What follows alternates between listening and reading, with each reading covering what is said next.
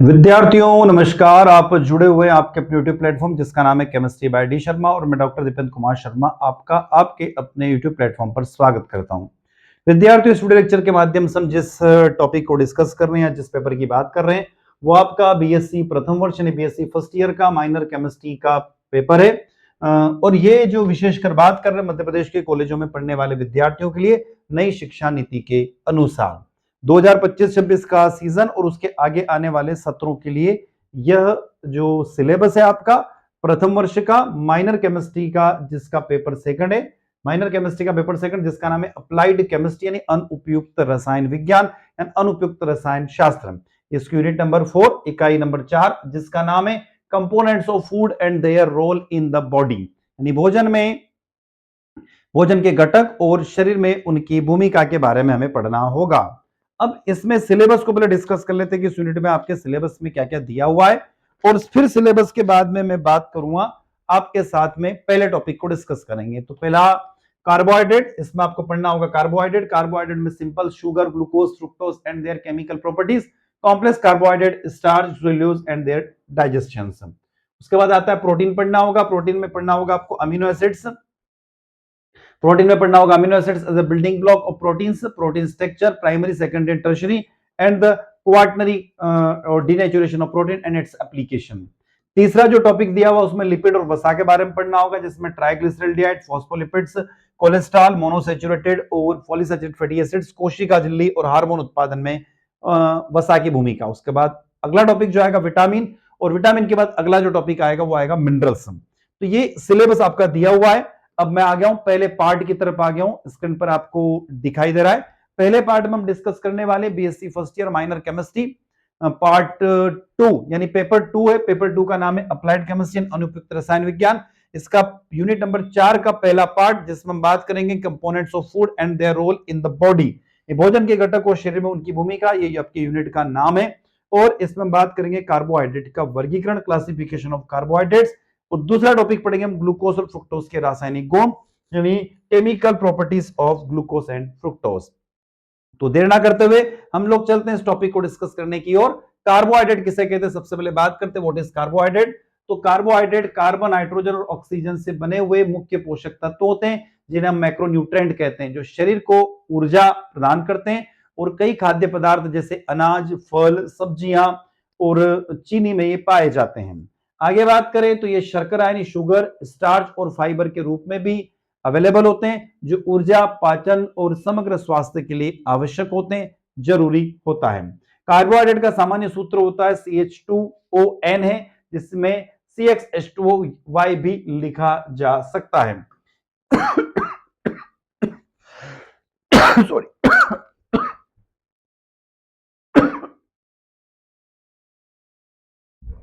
यहां पर यह दर्शाता है कि कार्बन के हाइड्रेट यानी कार्बोहाइड्रेट क्या होते हैं, कार्बन के हाइड्रेट कहलाते हैं, जिसमें प्रत्येक दोहराई जाने वाली इकाई में कार्बन, हाइड्रोजन, ऑक्सीजन परमाणुओं का जो रेशो होता है, जो अनुपात होता है, वो 1:2:1 होता है, जैसा ग्लूकोज या स्टार्च में देखने को मिलता है। रासायनिक रूप से ये पॉलीहाइड्रोक्सी एल्डिहाइड या पॉलीहाइड्रोक्सी कीटोन कहलाते हैं। कार्बोहाइड्रेट की क्लासिफिकेशन की बात करें तो क्लासिफिकेशन ऑफ कार्बोहाइड्रेट, पहला बात करते हम जल अपघटन के आधार पर carbohydrate based on the hydrolysis. सबसे पहला कार्बोहाइड्रेट आता है मोनोसैकेराइड से, सबसे सरल शुगर होता है जो जल अपघटन जिसका जल अपघटन आसानी से नहीं होता है या जल अपघटन नहीं होता है, और ये टूटता भी नहीं, मतलब आसानी से ब्रेक नहीं होता है। The simplest sugar which do not break down further up to hydrolysis. उदाहरण के लिए ग्लूकोज, फ्रुक्टोज इसके एग्जाम्पल है, ग्लूकोज और फ्रुक्टोज। डाइसेकेराइड की बात करें तो जो दो मोनोसेकेराइड इकाइयों से मिलकर बनता है, made up of the two monosaccharide units. Example है सुक्रोज, सामान्यतः चीनी में पाया जाता है जो ग्लूकोज प्लस फ्रुक्टोज से मिलकर बनती है। लैक्टोज जो कि दूध में पाया जाता है और इसका कॉम्बिनेशन है ग्लूकोज प्लस ग्लैक्टोज। और माल्टोज जो कि माल्ट शुगर में होता है, इसका कॉम्बिनेशन है ग्लूकोज प्लस ग्लूकोज। तीसरे नंबर पर आता है ओलिगोसेकेराइड, जिसमें 3 से लगाकर 10 मोनोसेकेराइड यूनिट आपस में कंबाइन होती हैं, कुछ सोर्स में 3 से 6 तक भी हो सकती है। ठीक है। एग्जाम्पल रेफिनोस जिसमें बीन्स, गोभी, ब्रोंकली में पाया जाता है, इसका कॉम्बिनेशन होता है glucose plus galactose plus fructose. इसके बाद रेफिनोस के बाद में बात करते हैं हम लोग चौथा पॉलीसेकेराइड्स, इसमें 6 से अधिक मोनोसेक्राइड्स यूनिट आपस में कंबाइन होती है और ये बड़ा कॉम्प्लेक्स कार्बोहाइड्रेट होता है। एग्जाम्पल इसका स्टार्च, सेल्यूलोज और ग्लाइकोजन। तो ये हमने बात करा on the basis of hydrolysis, जल अपघटन के आधार पर। दूसरा आता है संरचना और स्वाद के आधार पर कार्बोहाइड्रेट का classification based on structure and taste. सबसे पहले बात करते हैं सिंपल कार्बोहाइड्रेट यानी सरल कार्बोहाइड्रेट। एक या दो शर्करा इकाइयों से बने होते हैं जो इंस्टेंट यानी तुरंत ऊर्जा देने का काम करते हैं। उदाहरण प्राकृतिक शर्करा जिसमें फल, दूध आदि में। इसके अलावा मिठाई और कोल्ड ड्रिंक्स में भी जो शुगर्स होती है वो। उसके बाद आता है कॉम्प्लेक्स कार्बोहाइड्रेट, कई शर्करा इकाइयों से मिलकर बनी होती हैं जो हमारी बॉडी में धीरे धीरे डाइजेस्ट होती है, पचती है और ये ऊर्जा प्रोवाइड करती है, जिसमें स्टार्च जैसे आलू और अनाज में पाया जाता है, फाइबर एग्जाम्पल हो गया। उसके बाद तीसरे नंबर पर आता है अपचायक गुणों के आधार पर based on the reducing property. ये दो प्रकार की होती है, कौन सी? एक अपचायक शर्करा होती है, एक अनअपचायक शर्करा होती है। रिड्यूसिंग शुगर टोलेंस रिएजेंट और फेलिंग सॉल्यूशन को रिड्यूस कर देती है, ठीक है। ग्लूकोज, फ्रुक्टोज और माल्टोज नॉन रिड्यूसिंग शुगर में आ जाएगा। इन ये क्या करती है? फेलिंग सॉल्यूशन टोलेंस अभिकर्मक को रिड्यूस नहीं करती है। फॉर एग्जांपल के लिए सुक्रोज इसके अंदर आ जाता है। तो विद्यार्थियों ये हम बात कर रहे थे यहां पर इसके क्लासिफिकेशन की, इसके वर्गीकरण की। अब थोड़ा सा मैं बात कर लेता हूं कि what is glucose and fructose. Glucose और फ्रुक्टोज आखिरकार होते क्या है? तो ग्लूकोज और फ्रुक्टोज कार्बोहाइड्रेट का एक समूह है, एक ग्रुप है जो एक सरल शर्करा है जिसका केमिकल फार्मूला C6H12O6 होता है। यह 6 कार्बन परमाणु से बना होता है। ग्लूकोज में एक एल्डिहाइड समूह होता है और फ्रुक्टोज में एक कीटोन का ग्रुप होता है। एल्डो इसलिए ग्लूकोज को एल्डोहेक्सोज और फ्रुक्टोज को कीटोज कहा जाता है, ठीक है। ग्लूकोज को एल्डोज कहते हैं और फ्रुक्टोज को कीटोज कहते हैं। ये दो रूपों में होता है, एक तो ओपन चेन के फॉर्म में होता है और एक रिंग स्ट्रक्चर के रूप में भी पाया जाता है। यहां पर मैं आपको डी ग्लूकोज और एल ग्लूकोज के स्ट्रक्चर बोर्ड पर दिखा रहा हूं। डी ग्लूकोज का स्ट्रक्चर आपको बोर्ड पे दिख रहा है और दूसरा एल ग्लूकोज का भी स्ट्रक्चर आपको बोर्ड पे दिखाई दे रहा है। तो यहां पर आप देखेंगे कि यहां पर आपका फंक्शनल ग्रुप जुड़ा हुआ है जो कि एल्डिहाइड ग्रुप है। कौन सा ग्रुप है? एल्डिहाइड है। अब आप डी ग्लूकोज और एल ग्लूकोज में आप देखिएगा डिफरेंस कहां पर है? यहां पर OH ग्रुप है, यहां पर OH ग्रुप है। तो ये दोनों यदि देखें तो एक दूसरे की क्या होते हैं? दर्पण प्रतिबिंब यानी कि मिरर इमेज होते हैं। याद रखिएगा डी ग्लूकोज और एल ग्लूकोज। आगे चलते हैं structure of D glucose and L fructose, है ना। अब यहां पर बात कर रहा हूं मैं, सॉरी, डी फ्रुक्टोज और एल फ्रुक्टोज का स्ट्रक्चर लेकर आया हूं मैं। अब देखिए वहां पर कौन सा ग्रुप था? एल्डिहाइड था। यहां पर जो ग्रुप प्रेजेंट है वो कौन सा ग्रुप हो गया? कीटोन ग्रुप प्रेजेंट है। तो ये कौन सा फॉर्म है? डी फॉर्म है। ये कौन सा फॉर्म है? एल फॉर्म है। और ये दोनों एक दूसरे के मिरर इमेज यानी कि दर्पण प्रतिबिंब कहलाते हैं, दर्पण प्रतिबिंब होते हैं। तो डी फ्रुक्टोज हो गया, एल फ्रुक्टोज हो गया। आगे चलते हैं इसके। यहां पर बात करते हैं ग्लूकोज फ्रुक्टोज के केमिकल प्रॉपर्टीज के, रासायनिक गुणों के बारे में बात करते हैं। सबसे पहली प्रॉपर्टी आपकी रिडक्शन यानी कि अपचयन। अब रिडक्शन कैसे होगा?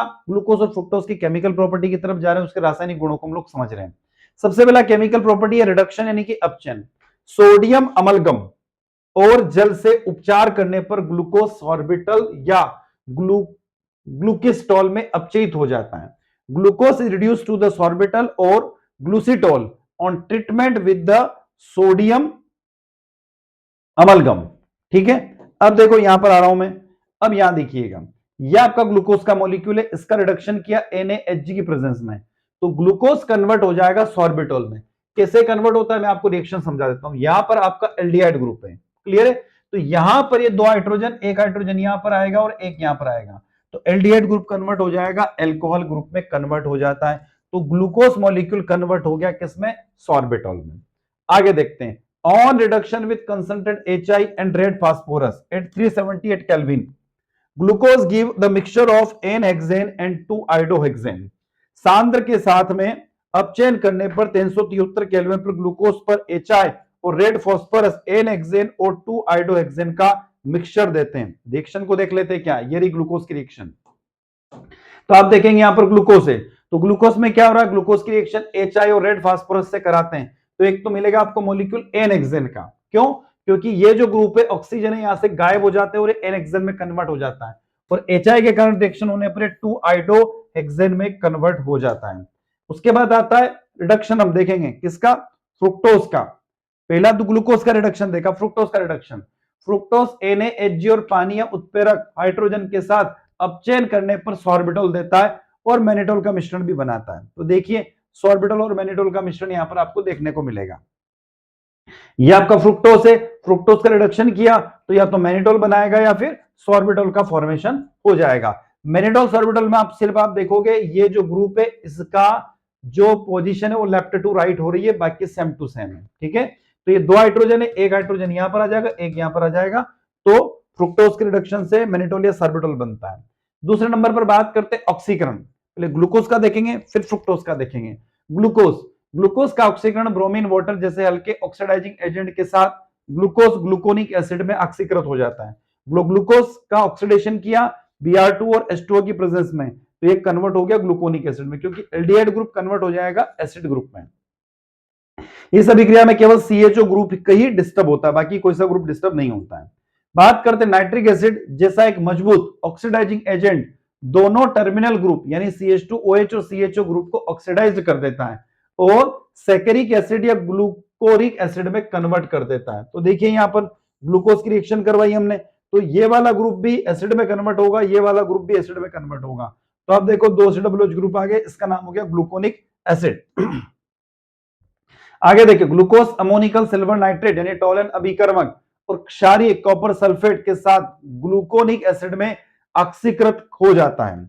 आगे देखिए टोलन अभिकर्मक सिल्वर मिरर में और फेलिंग सॉल्यूशन क्यूप्रस ऑक्साइड में अपचयित हो जाता है जो एक रेड प्रेसिपिटेट देता है। देखो रिएक्शन यहां बता रखी है मैंने आपको।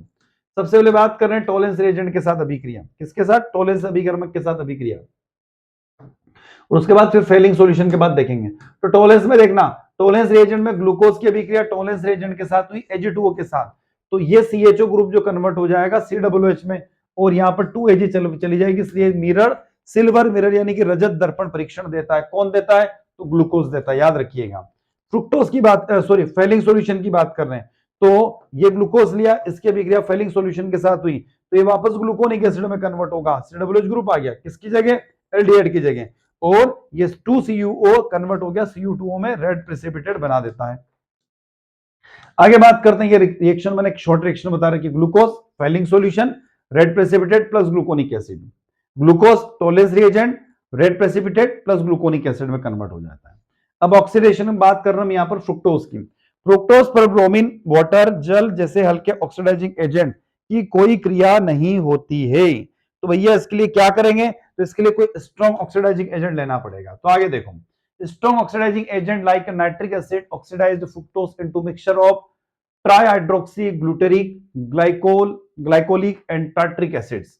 नाइट्रिक एसिड जैसे मजबूत ऑक्सीकरणिक एजेंट्स फ्रुक्टोज को ट्राईहाइड्रोक्सी ग्लूकेटिक ग्लाइकोलिक और टार्ट्रिक एसिड के मिक्सचर में ऑक्सीकृत कर देते हैं।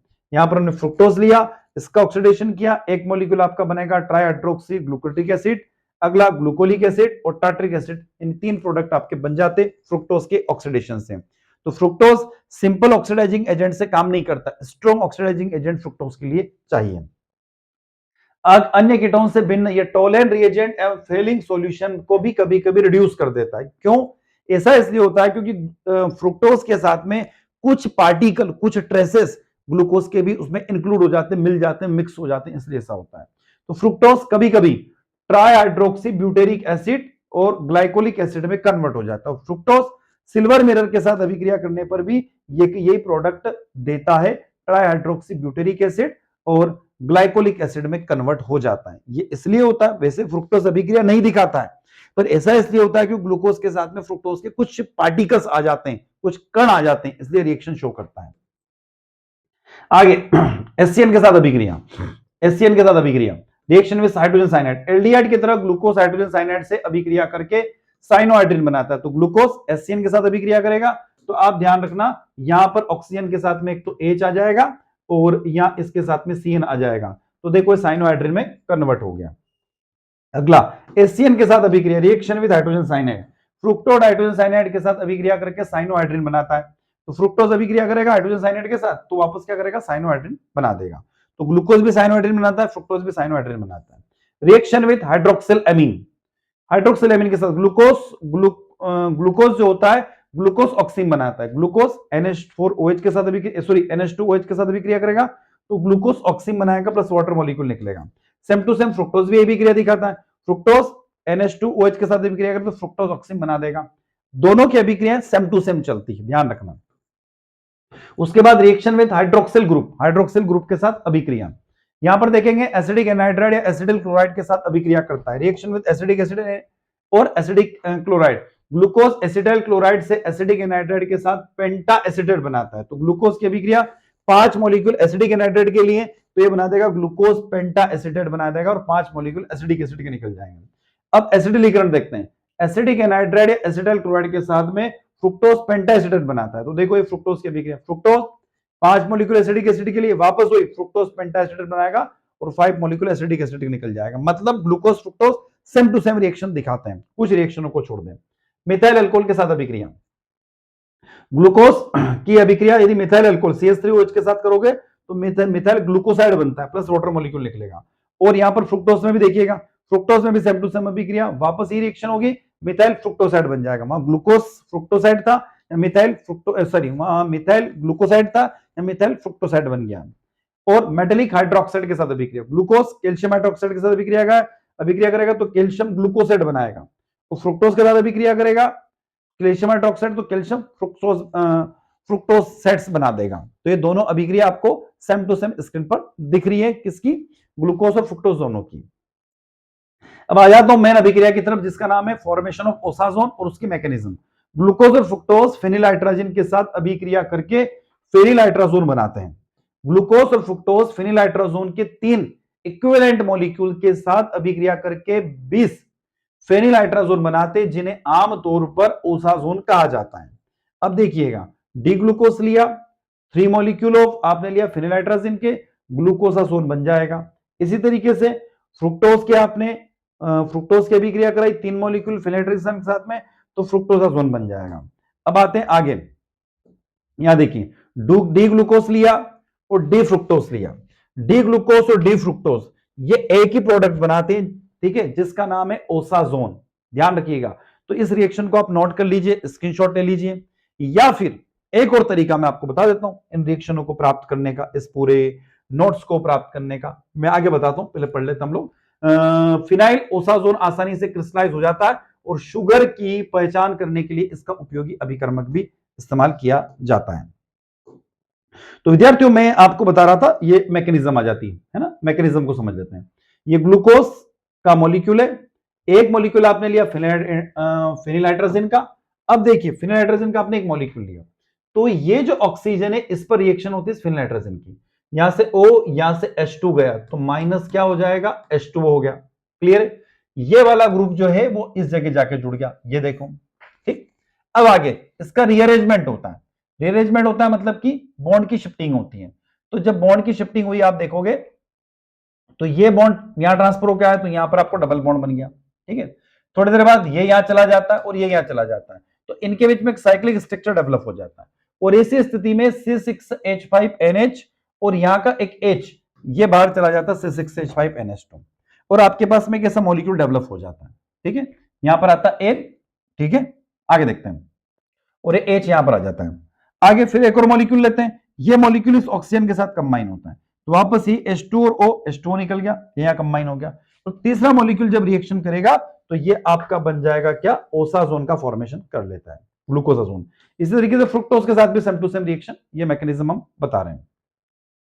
अगली रिएक्शन है फर्मेंटेशन की, किण्वन की। एंजाइम जाइमेस की मौजूदगी में ग्लूकोज का फर्मेंटेशन होकर एथिल अल्कोहल बनाता है। देखिएगा, ग्लूकोज जाइमस की प्रेजेंस में रिएक्शन करेगा, एथिल अल्कोहल बना लेगा। यह भी क्रिया जिसमें अल्कोहलिक फर्मेंटेशन यानी किण्वन कहते हैं, जिसे वाइन और वाइन अल्कोहल बनाने के काम आती है, जिसको बोलते हैं वाइन बनाने के काम में आती है। रिएक्शन विद अल्कली, अब हम अल्कली के साथ रिएक्शन की तरफ ले चलते हैं इसको। जब सोडियम हाइड्रोक्साइड घोल के साथ गर्म किया जाता है तो ग्लूकोज एक भूरे रंग का रॉल जैसा प्रोडक्ट बनाता है। तनुक्षार घोल में डी ग्लूकोज रीअरेंजमेंट होकर डी ग्लूकोज से डी मेनोस और डी फ्रुक्टोज का मिश्रण देता है, तो डी ग्लूकोज, डी मेनोस और डी फ्रुक्टोज बन जाएगा। तो आप देखोगे दूसरे वाले कार्बन पर कॉन्फ़िगरेशन बदल रहा है, इसको हम बोलते हैं एपिमीकरण। एपिमीकरण रसायन विज्ञान में होने वाली एक प्रक्रिया जिसमें किसी अणु में एक एसिमेट्रिक कार्बन परमाणु के विन्यास में परिवर्तन होता है, जिससे वह अपने एक एपीमर से दूसरे एपीमर में कन्वर्ट हो जाता है। जैसे ग्लूकोज का मेनोज में कन्वर्ट होना, जहां एक केवल दूसरे कार्बन पर कॉन्फ़िगरेशन बदलता है, यानी कि उसकी दिशा बदल जाती है। तो देखिएगा, ये ग्लूकोज है, ग्लूकोनिक एसिड में कन्वर्ट हुआ, पिरिडिन की रिएक्शन से मेनोनिक एसिड बना, फिर आगे जब आप इसको रिएक्शन मेनोनिक एसिड की अभिक्रिया एस्टो निकलता है तो मेनोलेक्टोन बनता है और मेनोज बन जाता है। तो ग्लूकोज का परिवर्तन मेनोज में हो गया तो कॉन्फ़िगरेशन जो है वो दूसरे कार्बन पर बदल जाता है, इसको हम एपीमीकरण कहते हैं। ग्लूकोज की अभिक्रिया परायोडिक एसिड के साथ भी करा सकते हैं, तो ग्लूकोज की अभिक्रिया परायोडिक एसिड के साथ कराने पर फॉर्मेल्डिहाइड का फॉर्मेशन हो जाता है। तो विद्यार्थियों, ये हम पढ़ रहे थे यहां पर पहला पार्ट ग्लूकोज का केमिकल रिएक्शन और ग्लूकोज का स्ट्रक्चर। विद्यार्थी, एक और महत्वपूर्ण सूचना है कि यदि आप इसको पीडीएफ नोट्स के माध्यम से अपनी पढ़ाई करना चाहते हैं तो आपके मोबाइल के प्ले स्टोर में जाइएगा और प्ले स्टोर में जाने के बाद में आपको लिखना होगा स्पीड लर्न। मैं बता देता हूं आपको, स्पीड लर्न क्या लिखना होगा, SPEEDLEARN। स्पीड लर्न आपका अपना मोबाइल एप्लीकेशन, एक ऐसा मोनो बना हुआ एप्लीकेशन आपको दिखाई देगा, उसको आपके मोबाइल में डाउनलोड करना है और इसकी जो लिंक है हमने वो डिस्क्रिप्शन बॉक्स में भी दे रखी है, वहां से भी आप इसको डाउनलोड कर सकते हैं। मात्र 51 रुपए में, मात्र 51 रुपए में आप पूरी माइनर केमिस्ट्री के सेकंड पेपर के नोट्स परचेस कर सकते हैं। फर्स्ट पेपर के भी परचेस करना है तो मात्र 51 रुपए आप दे दीजिए, 5 यूनिट के नोट्स आपको अवेलेबल हो जाएंगे। तो विद्यार्थियों, इसी के साथ मैं डॉक्टर दीपेंद्र कुमार शर्मा आपसे विदा लेता हूं। नए वीडियो के साथ पुनः आपसे मुलाकात होगी, तब तक जय हिंद, जय भारत।